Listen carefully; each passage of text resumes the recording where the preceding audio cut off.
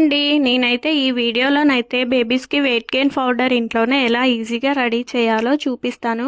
రోజు 2 స్పూన్స్ ఇస్తే బేబీస్కి చాలా వెయిట్ గెయిన్ అయితే అవుతారు. నేనైతే ఈ పౌడర్ చేసి వాడిన తర్వాత రిజల్ట్ వచ్చాకనే నేనైతే ఈ వీడియో పోస్ట్ చేస్తున్నాను. బేబీస్కి అయితే చాలా మంచిది బయట ప్రోడక్ట్స్తో పోలిస్తే. సో ఈ ఇంట్లోనే ఇలా కాజు, బాదం, పిస్తా, వాల్నట్స్, మక్కన్స్, పుట్నాలు, అటుకులు, ఇంకా సన్ఫ్లవర్ సీడ్స్, గుమ్మడి సీడ్స్, ఇంకా నేనైతే ఓట్స్ కూడా తీసుకున్నాను. ఇవన్నీ ఒకే మోతాజుతో తీసుకోవాలి. అన్నీ ఒకే గ్లాస్ అయితే గ్లాస్, కప్ అయితే కప్పు ఒకేలా తీసుకోవాలి. స్పూన్స్తో తీసుకున్నా చాలు. ఫస్ట్ టైం రెడీ చేసేవారైతే 2 స్పూన్స్ అయితే తీసుకున్నా చాలా బెటర్.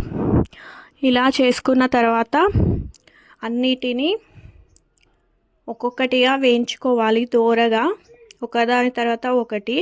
నేనైతే ఫస్ట్ 2 స్పూన్స్ తీసుకొని వేయించుకొని పౌడర్ చేసుకున్నాను. అప్పుడు మా బాబుకి వాడాక నాకైతే రిజల్ట్ కనిపించింది. సో నేను ఆ తర్వాతనే ఇప్పుడైతే నేను ఒక పెద్ద గ్లాస్, టీ గ్లాస్తోని తీసుకుంటున్నాను. ఇందులో 1 స్పూన్ జీలకర్ర కూడా యాడ్ చేస్తే బేబీస్కి మంచిగా జీర్ణం అవుతుంది. సో అన్నీ పౌడర్గా ఫైన్గా పౌడర్ చేసి బేబీస్కి పెడితే చాలా మంచిది. 8 మంత్స్ బేబీ నుండి అయితే ఈ ప్రోడక్ట్ అయితే పెట్టొచ్చు, ప్రాబ్లం ఏం లేదు. నేనైతే మా బాబుకి అయితే 1 ఇయర్ నుండి ఈ ప్రోడక్ట్ ఇలా చేసి అయితే నేను వాడుతున్నాను. ఇలా అన్నీ వేగిన తర్వాత మిక్సీ పట్టుకోవడమే. చల్లారాక మిక్సీ పట్టుకోవాలి 1/2 అవర్ తర్వాత. 1 ఇయర్ 1.5 ఇయర్ బేబీస్కి అయితే ఒకసారి జల్లెడ పట్టుకొని మెత్తగా వచ్చిన పౌడర్ని పాలలో ఉడకబెట్టి పెడితే చాలా మంచిది.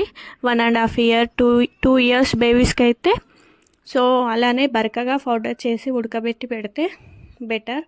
సో ఇలా మొత్తం తీసుకున్నాక ఒకసారి అయితే కలుపుకోవాలి. మనమైతే ఒక్కసారి మిక్సీ పట్టుకోవడం వీలు కాదు కాబట్టి ఎక్కువ తీసుకుంటే నేనైతే అన్నీ ఒకసారి కలుపుతున్నాను. జీలకర్ర కూడా 1 స్పూన్ యాడ్ చేస్తాం కాబట్టి మొత్తం కలిసేలా ఇలా మొత్తం కలుపుకోవాలి. మంచి స్మెల్ వస్తుంది, బాగుంటుంది. ఈ పౌడర్ అయితే ఇష్టంగా తింటారు పిల్లలైతే.